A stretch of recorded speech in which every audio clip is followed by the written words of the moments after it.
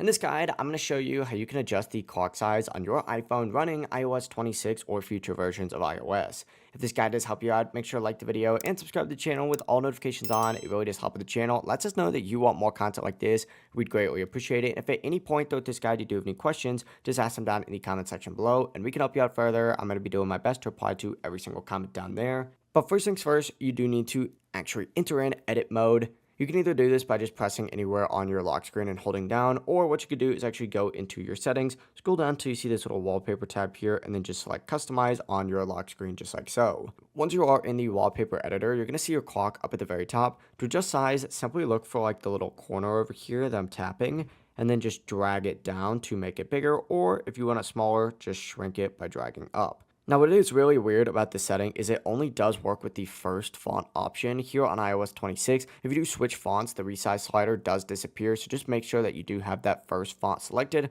Otherwise, you're not going to see that resize option. But whenever you are happy with your clock size, simply go ahead and tap done up in the top right to save your settings. But that is it. You now know how to adjust your clock size here on an iPhone in iOS 26 or future iOS versions. If this guide did help you out, make sure to like the video and subscribe to the channel with all notifications on. It really does help the channel. Lets us know that you want more content like this. We'd greatly appreciate it. Have a great rest of your day. Peace.